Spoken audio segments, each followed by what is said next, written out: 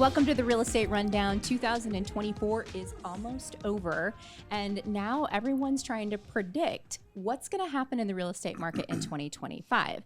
So we have some hot off the press home price appreciation predictions, and the one that surprised me the most was Apollo. They're predicting an almost 11% increase in home prices next year.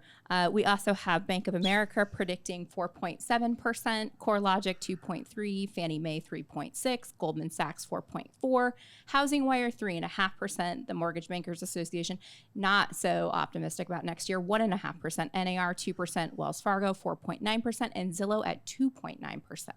So that's a big swing from that 2, 3, 4 to 11. Who is Yes. Apollo? Is Apollo. Apollo like trying to headline chase there? You think, right? Maybe. Because now they're on Who's people's Apollo? radar, like, oh, who's Apollo? Isn't Apollo is a private equity group, yes. correct? Yep. Yeah, and so Worth a like a lot. I think a multi-billion-dollar fund. Yes, Mad cheddar. Are they investing in real estate? Yes. they just opened an SFR fund. Yeah. Kidding. They are I'm totally kidding. No, they definitely play in the real estate space. I don't remember exactly what it is, but I know that they do something in the real estate arena. Well, what information do they have that we don't have? Yeah. I'd love to know.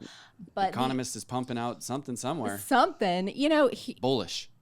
transaction count would likely need to increase, right? We need to Yes. see velocity increase in order for these predictions to come true. Yeah, that was almost one of the things when you were talking about 2024 that ran through my head. Like for our audience out there, curious question from at least me, wanting to know from you guys: was 2024 a year of a pump or a dump for you? Which one was it? Leave it in the comments. Right? Was it one that you like?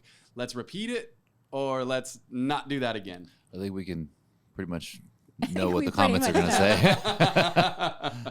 Well, it surprises me because it's like feast or famine, Mm-hmm. I believe. And I think that is really playing out with realtors. It's like either they're doing really well because they have system, process, referral business, all of that, or they're just struggling. It's just kind of famine. Well, and I ask because I think the overwhelming majority of realtor population is going to say dump, right? It was not a great year, but I know the four of us have absolutely had feast in years of famine. And kind of found the niche and made it happen. So I'm just curious if this was a great year for you and you found that play. Well, we would love to hear from you. What other predictions are swirling around? I've got Redfin's predictions. Ooh, 10 of them. Shout out to Redfin, though, too, by the way. Oh, they released some fire research. If you're not following their research and news tab, you're missing out. So the headline here is 2025 predictions. Pent-up demand will lead to more home sales, but many would-be buyers will opt to rent. Wah, wah, wah. Yeah, so prediction number 1, home prices will rise 4% in 2025. So they're along the same as Bank of America and Wells Fargo. Which is healthy as a national average, right? 4%, that's healthy. Yeah. Mortgage rates will remain near 7%. Is their prediction number 2? Boo. I hope not. Boo. I know, right? Like let's pause there for a moment because 7% rates. It's just the normal now. With prices rising, though, that's going to keep a lot of buyers out of the market, like you just said, Jay. But I think that if we had a bump to 8 or 9% rates, maybe we would welcome the 7. Like 7 handle wouldn't be so bad if we were in the 9s. Well, we did go to the 8s, right? Then briefly, we October hit 8s. last year. So people were pretty happy to get 7s. Barely, yeah. Prediction number 3, there will be more home sales in 2025 than 2024. That's probably pretty Pretty safe. pretty bet. accurate. I'm hoping. The sky's blue, as far as I'm concerned with that prediction, right? Unless we Well- go to World War III or Yes. something, you know? Yeah. Like, That goes back to, I think, what happens after an election. Yep. Home sales go up. Go like up. in 9 of the past 11 presidential cycles, home sales have went up after. Yep. So prediction number 4, 2025 will be a renter's market. So I guess that means that's a landlord market as well. So Yeah. a renter's Buy market a and a rental. landlord's market. So if you're going to go buy a property, be a landlord. Yeah, good for property managers and investors, right? Yeah, the cost of buying homes is increasing, so rental affordability will improve. I guess that's what they're saying here. Prediction number 5: fewer construction regulations will lead to more home building. Great. Yeah, because of the new administration. But let's not talk about that because YouTube doesn't like it when we do. Don't even Well, say we can administration. we could say administration. The administration. I don't know. Their AI bots crawl in and they're Will- like, no. Yes, so they're the new administration will kill a lot of the regulations because a lot of those regulations cost more. It's just a bunch of costs, Red tape permits costs. and yeah. Yeah, so it's interesting because we were having a conversation with one of our commercial agents, Jeff Dorston, and he was talking about how if you have to do an environmental study and the different levels of the environmental study, and essentially like how they're kind of a scam. It's just a money grab. Do I want to say that out loud? Well, but I mean, it was not all of them are, but No. I think a lot of them are, or they've gone too far. yeah, Exactly. overreaching. We're trying to save the spotted frog, like okay. Yeah. Anyways, More paper straws. yes, exactly. So prediction number 5: Paper wealthy. straws are the worst, by the way. Yes, they're really bad. They melt. Prediction number 6: wealthy people will pay less to buy and sell homes as commissions decline slightly. What? So Redfin. only the wealthy people will pay less. Only wealthy. This is okay. I haven't read it, so I don't know. Do you want me to read the whole paragraph? It says Well, let's dissect that from our opinion too, though real quick, because I think that's a juicy one because I could totally see it play wide, and I'm I curious can too. if you guys have any thoughts on it. I've always said this whole commission thing is gonna hurt the people, the first time home buyers, the people that aren't very savvy. It's only gonna help the people that have a little bit extra, or help people. So I would also, though, I guess on the flip side of that, though, is if you're a wealthy individual, you probably value your time, which means that when you're looking to sell or buy a home, you probably value high service, and typically high service comes with a higher price tag, and you're willing to pay it, right? Because time is your most valuable asset. 100%. And so if someone, especially a realtor, can show you how their services can help you save your most valuable asset, you're going to pay more for it. So I'm surprised that Redfin is saying that they're going to pay less. Well, I mean, what's wealthy though? I mean, it's like Yeah, you are they like really wealthy or just wealthy? Because wealthy is probably negotiating commissions. They're probably going like, no, hey, yeah, you can market my property. We're gonna do professional photos, do all this stuff that I'm gonna put it all together. You're gonna do it for 2%. I mean, so they're gonna get a lot of agents to be like, okay. And it's a smaller pool, right? Let's Like put if you're selling $1 million to $1.5 million home, we're all stoked to get listings like that, right? Because 2% is still a pretty good payday in those situations where people are going to maybe be like use that to their advantage because again, there's less of those opportunities. Where if it's a $500,000 listing, a run-of-the-mill price property, everybody's house is that. And those agents. Yeah, so they're saying that's true, especially for luxury homes where agents have the most room to reduce their fees. Yep. And in a competitive housing market where fees are increasingly a point of negotiation and a bidding war. Yep. But does this serve Redfin, though, with their whole flat fee listing? Do they have a flat fee listing? Are they creating the narrative? They're telling you how to think. Like we were yeah, talking exactly. yesterday. They're Wealthy planting the people seed like, hey, will get wealthy cheaper people commissions. should list with Redfin because it's less money. I don't know. The price tag to access me, for instance, it is much higher. And that's just because I bring a lot of value. That's right. You do. Prediction number 7: the real estate industry will consolidate. All right, this would be a great time What does that to exactly mean? mergers, okay. acquisitions. We know Got it. that Okay. Compass just acquired At Properties for $444 million. So At Properties is the number 1 brokerage by sales volume, and Compass is the number 8 by agent count. So this was a big deal. And this Really, place At Properties was the number 1 by sales by volume. sales volume. in the whole United States. They're global. Oh, I have no idea. I had no idea Yeah, about that. Okay. yeah. We were just talking about this. Maybe He's I doing was his I was doing my research. I think I wasn't paying attention to you guys. Well, with that comes Christie's International, right? And Christie's is a luxury brand, to begin with, right? So, Christie's. yeah, exactly. Christie's. $1 Christie's dollars. I think that this is going to be a very interesting time, right? Because not only when you look at the realtor population in general, and they're talking about a contraction, which we already know, the thatching has already started, and there's less transactions to go around. I think you had pointed out a stat yesterday, the day before I had read, I think on your Instagram, Facebook, I don't recall which one, that it was 75% roughly 75% of all agents have not done a transaction, right? Something like that. Yeah, but let's take that with a grain of salt because people were asking me for the source and I had Googled it and I found some conflicting information. Okay. So I'm not quite sure if that's accurate, but it was a wonderful conversation starter and it just blew up. I don't know if you saw that. It blew up because I think that realtors understand the divide between, those at the top that are doing all of the volume and then everyone else that's like fighting for the scraps. Yeah, well, like let's even take just a quick little glance at that. Even if you did 2 transactions, right? Like, okay, cool, you're not part of that 75%. And now all of a sudden you do 5 transactions and you're a top producer in your office. Different times, right? Less transactions, right? We were just joking around the week before last that this Thanksgiving looked a lot different for a lot of agents this particular year because there was a lot less to go around. Yeah, for sure. Okay, so prediction number 8. Climate risks will be priced into individual homes, especially in coastal Florida. Check. Yes. Especially when we had, 3 massive hurricanes in Florida last year?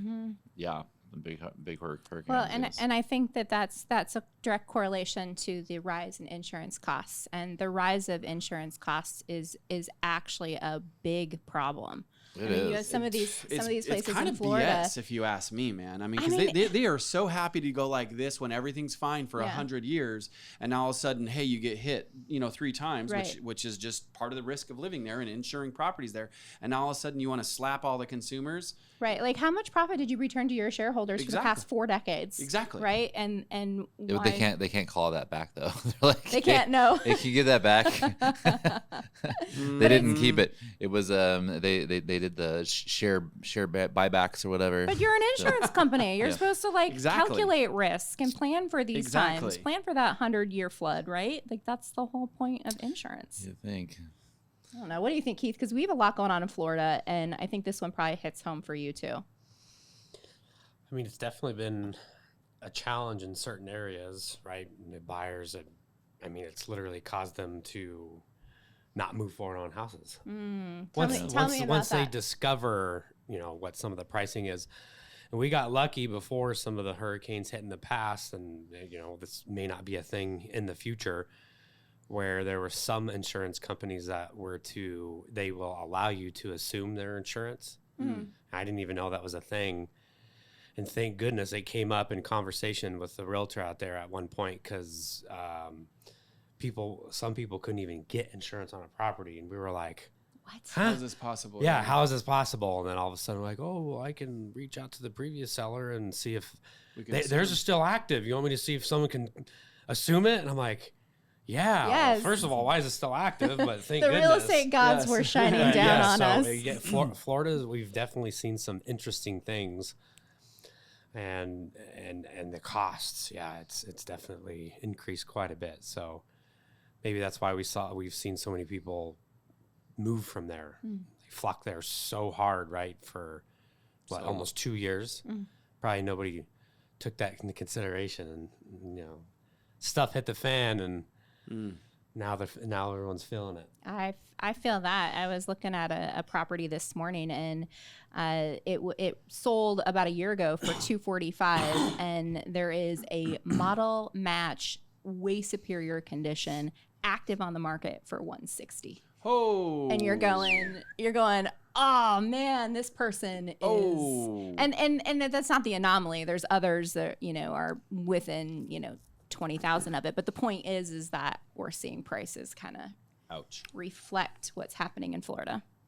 Yes, and the weather just really destroys houses there. Some of these houses, if you don't maintain it or do the pressure washing the exterior and stuff. Oh, man, yeah, like humidity and it's just like sun. Mold just grows on the whole house. Yep. Vines growing up it just eat the house. So. Or like if you don't pay attention to like the shingle roofs, like I know like certain parts like in like the Everglade area where it's like not uncommon to have like almost kind of like a like the eave or the ridge of the house. Have like mold. Oh yeah. Or we see some where like literally things are growing in the rain gutters. Yeah. You got an oak tree growing out of the ground. Yeah. Okay, so prediction number 9: mayors in blue cities will help reverse the flight from urban centers. Okay, Redfin. These I know. mayors, Uh, these good mayors. These in urban cities. San Francisco elected a pro-business Democrat as its new mayor this year. Portland, Oregon elected a mayor who pledged to end unsheltered homelessness, and several other big cities and blue states are enacting tough on crime policies. I have a question. Can they define for me real quick what a pro-business Democrat is? Yes. Sorry, I thought I'll leave that one right there. But it was Let's leave that one. But they're getting tough on crime. I know they only allow theft out of stores 1 day a week now. Oh, only So between the hours of 9 a.m. and 12 p.m. yeah, I saw a meme. Like I think it was it said something like Black Friday sale in San Francisco. Everything must go 100% off. And there's people running out of the store with stuff. Funny but sad. Yes. Yeah. And they're only partial. They're a lot of times there's things are humorous because there's some truth to it. Yeah, I don't understand how they thought that was going to end well. Okay, so prediction number 10. Gen Z will rewrite the American dream, cutting homeownership from the script. Whoa. And I adding believe that. crypto to Yes. the American Rewrite- dream equation. It seems like, Yeah. so at Thanksgiving, I was talking with my nephew, and he's 22, 23. I don't know. He works at a car dealership in their finance section, and he's super into crypto. And so he comes up to me and just like starts spewing crypto stuff and telling me all these stories. And it seems like the younger generation, Gen Z, they always have a story about one of their buddies that got in on Bitcoin or got some in on meme Doge coin, or something when yeah. it was like nothing. And now they're, Driving they around got Lamborghinis and stuff. yeah. And so he was telling me about one of his friends that just struck it real well in crypto, and it was cool. That is, those are cool stories. I'm very curious on the Gen Z thing. I want to fight back though for the homeowners in this situation and plant the seed, right? I was listening to a podcast. I don't remember who it was. I think it might have actually been our soon-to-be president or Grant Cardone talking about, anyway, the investment strategy of like crypto and those types of things. And don't get me wrong, the returns are beautiful, right? Especially if you do it right and you're a long-term hold and you're more of a stable coin or a stable investment, right? I think that the long-term replays the long-term payouts can be potentially great. The one thing I want to argue though for real estate that people need to be thinking about, a lot of times you can buy a property with, let's say, 5% down. You buy a $300,000 house with 5% down. Well, what is that? 15 grand. Okay. Well, the $15,000 that you have out of pocket, you're now living. Yes, you have a payment, but you got to remember you have $300,000 of appreciation working for you there. That's what your rate of return is going to be based on. So if you earn 5% over the course of 2-3 years, right? Well, that's all of that money back. Where let's say that you took that $15,000, you put that into Bitcoin, whatever else. Sometimes even a 100% return, may not be as much, right? Like, again, you have to look at the math on it, but you guys get what I'm saying is where you really have the entire asset that's working for appreciation for you versus just the amount that's invested of the coin share. Because you own you get the appreciation on the total. You don't only get the appreciation on the amount you put into it, right? So I read a Reddit. This guy, he bought Bitcoin at, I think it was in 2000, whenever. For like $50. Oh my gosh. And he sold it at like $700 so he could buy a condo. And he bought a $200,000 condo. He said his $200,000 condo is now worth about $600,000, but his Bitcoin that he bought the condo with would be worth like $70 million. Oh man. Yeah. See, and then there's stories like that. So he's like, he thought he killed it and crushed it and like, yeah, I made all this money, bought myself a condo, and like, I'm getting into real estate. And then years later, he's like, well, and he still crushed it, right? 200, 600, still crushed it.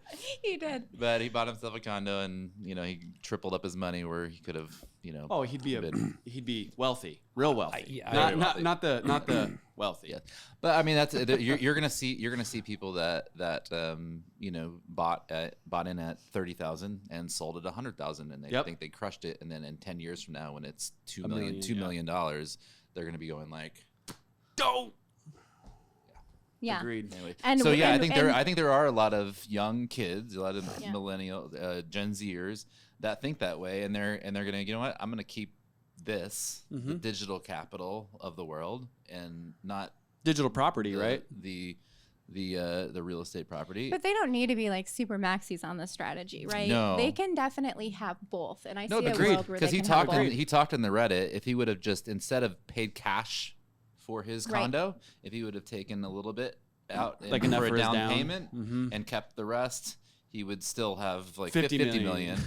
But instead he decided, I'm gonna cash it all out and not have a payment and have myself. I'm a actually condo. surprised that he made that choice, especially when you've gone from 50 to 700, right? Why wouldn't you want to ride that pony a little bit longer if you can, because of you're already getting the returns? So I mean, yes, if you can reach the goal Because of the people property. see that account growing and they're like, Cash out. also saw it go from like 700 where he cashed out back down to like 200 or 100 or Yeah, and something you like never that. know at that I've time made if that it's going to go mistake, back And up. he thought he was like, oh yeah, I cashed out perfectly. And then when it went to like 10,000, he was like, I made that mistake just a week ago on XRP, where I was on the first really good run, sold at like 190 or something, and I keep waiting for it to dip to buy back in, and it didn't. it's like 300 Just kept now? running. Kept going. No, it's not like a crazy miss. It's like 260, 270, $2.70, right? So Something's going on yeah. with XRP. Though. yeah. Okay, so but back to real estate for a second, because so Elliot, like you described that scenario. You Yep. have the house, you buy it for, you put 5% 3.5% down, let's say, on an FHA of $300,000 house. I think the true challenge is with the high interest rates, it's qualifying. It's qualifying. Yeah, It's not it's their income. Like it's debt to income based because of the high interest rate. Yes, and so Colby and I used to have So they conversations can put about this all the 5% time. down, but And we podcasted on this too, because he was telling me like he'd love to be able to buy a house, and he has a strategy. He could house hack, he could rent out rooms, he could make the payment, but he can't get the loan. Can't qualify. And yep. so if we don't have more flexibility in loan products and we continue to have high interest rates, of course we're going to have more renters, Yep. right? Of course Gen Z is going to opt out of buying a home because they freaking can't. yeah, And but they can go. we have to they can kill go to the some of the Cadillac regulation. dealership and buy a $100,000 I know. SUV. a Right. moving It makes asset no versus sense. it makes no sense. But I think though, in especially right now's market, and that could change, especially if we're going to see transaction count go up, if we're going to see appreciation go up. But right now, if you're looking to buy a house, you can definitely take advantage of maybe seller financing, Yep. right? Where you don't have that high barrier to entry Yep. to qualify for that loan, and do something creative, or look for, potentially maybe pull in a cosigner and look for an assumable FHA to where your payment's lower. So I think that there are strategies that they can take advantage of, but it's difficult. It's not easy. We live in an Amazon now world, and we want what we want delivered up by tomorrow if we order in the next 5 minutes. And so I think that the strategies work if people have the patience to apply them. Yes. Can't say it any better than that. I'm sure you could. But. No. Try it, Elliot. Try it, Go. Elliot. Go. No, I get hot on Brett's this. hat up. I get hot on this because also there was that study, and we talked about this a few months ago on the podcast, where like Gen Z is delaying household formation because of the inability to get housing that's affordable. But as long as they're buying assets, they're buying appreciated assets. Which There you go. Yes. I think that's a So- key. that Gen Z is the Robin Hood generation, right? I mean, Yeah. Robin Hood came up. All these kids, they got the GameStop, Robin Hood app. right? They're investing in companies. They're investing in stock. They're investing in I'm crypto. jealous. Imagine And- if you had Robinhood when you were 18, 19, 20, Yeah. how different your life would be now. Yeah. I know mine would be. Exactly. So Lucky turds. So they are. They Good are. thing you've got it now, becoming wealthy. Elliot. Exactly. They're staying home, and they have their crypto and their stock. So eventually they will have enough to where they can go and buy a house or put something down. Isn't that a Dave Smart ones will, Ramsey-ism? right? Wait, isn't that one of his quotes? Stop eating your wallet. He's Oh, talking geez. about like eating out and Who's this? Dave Ramsey. Oh. I think he has something like that. Yeah, that guy's advice though. It's. I think it's designed to very- keep people poor. Yeah. Don't use any of the Yeah, leverage. No debt, no leverage. Don't use any of the leverage that all the wealthy people are using. Yeah. No, don't, because Just- it's bad. It's bad to have just debt. pay everything off. I think his advice But, is okay for the typical person. It's Why? what you're talking about. The average Because person. the typical Because they- person has to be poor and have like a poor mindset. Yeah, I realize what I said could be. But that's just the very reality. dicey. But what I'm talking about with that is like people that are too much of the want it now, too much of the I make X number of dollars. This is great, but I'm going to go ahead and spend at this level, right? That happens so much. That's why there's massive credit card debt. There's massive, issues with that where they have more debt than they can handle per their income. When you're using debt as an instrument to make money, that's a whole different mindset versus the person who's using debt to get what they want now, to eat, to buy shoes, to buy a car that they can barely afford, to live in a house that they probably is too expensive for them. So I think that those are different mindsets. These are the same kids that are they're out doing DoorDash for people, and then they order DoorDash. It's like, yes, you shouldn't be doing DoorDash and ordering DoorDash at the same like, time. If you're doing DoorDash, you can't afford DoorDash. You can't afford to go order DoorDash. You go get the food. Okay, so I think that something Elliot just said it spoke to mindset. And during we do a hustle huddle a couple times a week, and our team goes around, and usually there's like an icebreaker question. So the icebreaker question today was something embarrassing that happened to you. And I don't know if you guys picked up on this, but most of us told a story of something that happened in high school or when we were relatively young. And so we know that those are very formative years for your mindset as well. And so I want to roundtable maybe what was a money mindset, like what was a mantra about money that maybe you learned that maybe didn't serve you, maybe it did serve you, but while you were young, what was something about money that has just stuck with you over time? Money is the root of all evil. Money doesn't grow on trees. I mean, I've had to beat those. I mean, it's like, Yeah.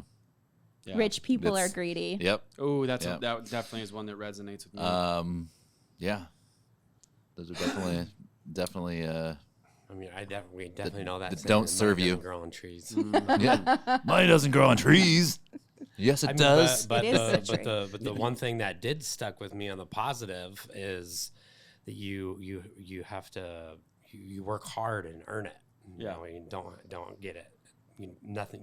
Don't have it handed to you. And then I didn't have that, but I can see why that's the case. When you don't earn it, you don't appreciate it. Yes. That speaks to my soul right now. Yeah, me too, man.